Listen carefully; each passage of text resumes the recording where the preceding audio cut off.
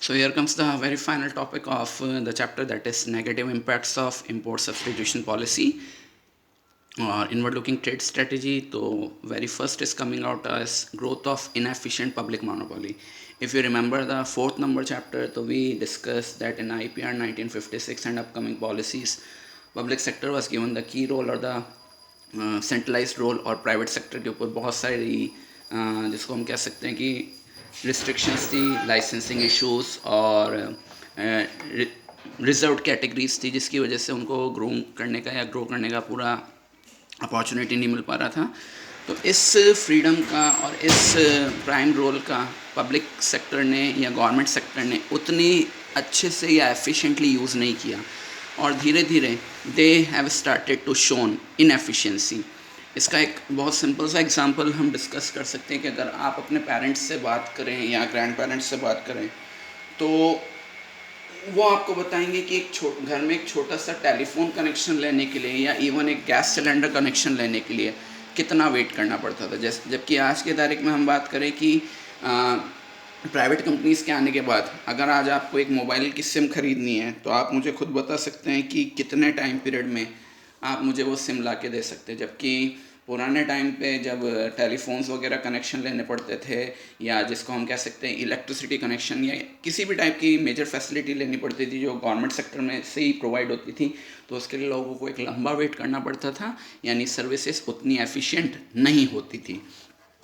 Number 2, हमने अपनी domestic industries को protection from foreign competition provide कराया, दैट वाज गुड, बट इसका उन्होंने नेगेटिव बेनिफिट उठाया। नेगेटिव बेनिफिट उठाने का मतलब है कि उन्होंने एक बात सोच ली कि भाई अपने कंपटीशन में कोई आ तो रहा है ही नहीं, तो वो अपने डोमेस्टिक मार्केट के किंग खुद बन गए। अगर उनके सामने कोई डोमेस्टिक मार्केट में आता, तो ऑब्वियस है कि उसके टेक्निक को देख के, उसके अपग्रेडेशन को देख के शायद वो भी अपने प्रोडक्ट को कुछ इनोवेट या अपग्रेडेशन करने की कोशिश करते हैं। तो ऐसा कुछ था नहीं, हमने डोमेस्टिक कंपनीज़ को पूरी तरीके से प्रोटेक्ट कर दिया कि इंडियन मार्केट में अदर कोई फॉरेन कंपनी या फॉरेन प्रोडक्ट आके बिकेगा नहीं। और जब ऐसा कंपटीशन ख़त्म हो गया, तो उन्होंने अपने प्रोडक्ट को इनोवेट करना या उसमें अपग्रेडेशन लाना बंद कर दिया। और जैसे ही 91 में इकनॉमी वापस ओपन हुई, तो कंपनीज़ या इंडियन कंपनीज़ के उन ओल्ड या आउटडेटेड टेक्नोलॉजी वाले प्रोडक्ट्स को लोगों ने रिजेक्ट कर दिया। आप अपने पेरेंट्स से बात करेंगे तो आपको पता चलेगा इंडिया में एक टाइम पीरियड में फिएट और एम्बेसडर, ये दो मेजर कार्स मानी जाती थी कि अगर किसी के पास फिएट और एम्बेसडर कार है तो ये something like king and all. But जैसे ही 91 में इकनॉमी ओपन हुई, तो लोगों ने फिएट और एम्बेसडर को रिजेक्ट कर दिया, क्योंकि उन्होंने अपने प्रोडक्ट को टाइम टू टाइम अपग्रेड या अपडेट करने की कोई जिसको हम कह सकते हैं ईज़ नहीं दिखाई।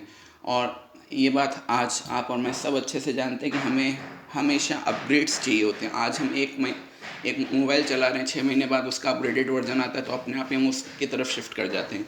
तो इंडियन कंपनीज़ ने प्रोटेक्शन का या कंपटीशन से जो उनको सेविंग मिली थी या सेव किया था, उसका नेगेटिव बेनिफिट उठाया। उन्होंने अपग्रेडेशन की तरफ कोई ध्यान नहीं दिया, और जैसे ही 91 में इकनॉमी वापस से ओपन हुई, उन कंपनीज़ के ओल्ड या आउटडेटेड प्रोडक्ट्स को कॉमन पब्लिक ने रिजेक्ट कर दिया। ये सारी चीज़ें आप अपने पेरेंट्स से रिकॉल कर सकते हैं, जो अभी मैंने टेलीफोन कनेक्शन वाला आपको एग्जांपल दिया है। इसके अलावा फिएट और एम्बेसडर, आज की तारीख में फिएट और एम्बेसडर हो अगर किसी के पास होगी तो बहुत ही ओल्ड टाइम में खरीदी हुई होगी। आज की तारीख में आप फिएट या एम्बेसडर नहीं खरीद सकते। आप एग्जांपल ले सकते हैं स्कूटर का, बजाज, चेतक, और ये जितने भी एक टाइम पर इंडिया के टॉप मोस्ट ब्रांड्स थे, वो मार्केट में आज आपको नहीं दिखेंगे, क्योंकि उन्होंने अपग्रेड किया ही नहीं है। और अगर अब वो आ भी रहे हैं मार्केट में वापस से, तो उनको कुछ ना कुछ आज के टेस्ट को ध्यान में रखते हुए, आज की टेक्नोलॉजी को ध्यान में रखते हुए आपके सामने प्रोडक्ट उतारना पड़ रहा है।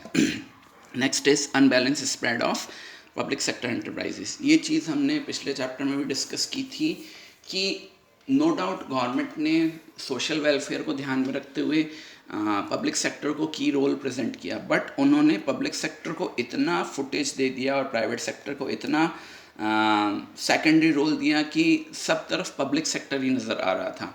एंड इसकी वजह से जो पब्लिक सेक्टर और प्राइवेट सेक्टर के बीच का बैलेंस होना चाहिए, एक आइडियल बैलेंस होना चाहिए था, वो इंडिया में बिगड़ चुका था।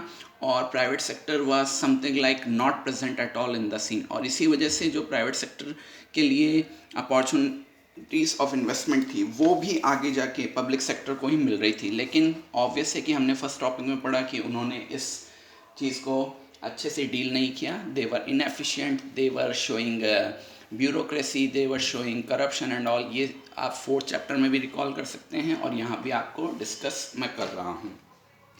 And lastly the public sector enterprises were showing huge losses. अब एक सीधी सी बात हमेशा ध्यान रखिएगा कि प्राइवेट सेक्टर में क्योंकि पर्टिकुलर पर्सन या तो अपने सेल्फ के इन्वेस्टमेंट से या शेयर होल्डिंग पैटर्न पे, चाहे लोन या फिर लोन के थ्रू अपने इन्वेस्टमेंट को फॉलो करता है, तो वहाँ अगर लॉसेस हो रहे हैं तो एक टाइम पीरियड के बाद अल्टीमेटली उस बिज़नेस को शट डाउन किया जाता है। बट पब्लिक सेक्टर में ऐसा कुछ भी नहीं होता है, क्योंकि पब्लिक सेक्टर के साथ हमेशा आपको पता ही है कि गवर्नमेंट अपनी बजट से उनकी फंडिंग करती है, उनके लॉसेस को रिकवर करती है।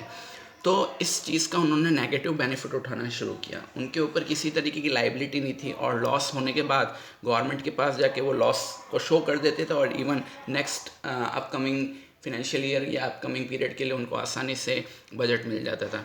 तो इन सब कमियों की वजह से पब्लिक सेक्टर धीरे धीरे इनएफिशिएंसी शो करने लगा और 1990 तक उन्होंने हमारी इकनॉमी को लगभग ज़ीरो पे पहुंचा दिया था। और इन्हीं सारी बातों को ध्यान में रखते हुए, इन्हीं बैड इम्पैक्ट्स को ध्यान में रखते हुए और इकोनॉमिक क्राइसिस जो 1990 में हमारे यहाँ पर आया था, जिसके बारे में शॉर्ट डिस्कशन हमने पिछले चैप्टर में भी देखा था कि we were having only that much foreign exchange in our hand that we can pay only 10 days import bill, और इसी की वजह से हमने अपने कंट्री के गोल्ड रिज़र्व को वर्ल्ड बैंक के सामने प्लेज किया था और उनसे फिनेंशियल हेल्प ली थी। तो इन सभी बातों को ध्यान में रखते हुए 1991 में इंडिया में इकोनॉमिक रिफॉर्म्स लॉन्च किए गए, जिनको न्यू इकोनॉमिक पॉलिसी या NEP 1991 कहा जाता है। वो हमारे चैप्टर नंबर 6 का रेफरेंस है। तो फोर्थ और फिफ्थ चैप्टर को थोड़ा आप लिंक करके पढ़िए, क्योंकि इंपोर्ट सब्सटीट्यूशन पॉलिसी उधर भी कुछ डिस्कस हुई थी, कुछ इधर भी डिस्कस हो रही है। IPR 1956, SSI, international foreign business, ये सारे टॉपिक्स आपस में इंटरकनेक्टेड है। तो जहाँ जहाँ से मैं आपको रेफरेंस दे रहा हूँ प्लीज़ उसकी तरफ एक बार ध्यान दें। क्लास 11th के टॉपिक्स भी यहाँ पर आपकी हेल्प कर रहे हैं और प्रीवियस चैप्टर्स के टॉपिक भी आपकी हेल्प कर रहे हैं। Hope you are doing good into your chapters and in your subjects. If any doubts or queries are there, feel free to contact me and I'm always there to help you. This is the end of chapter number 5, India's foreign trade, and hope all the things are clear. As I said, feel free to put your questions. I'm waiting for your questions and queries. Thank you all.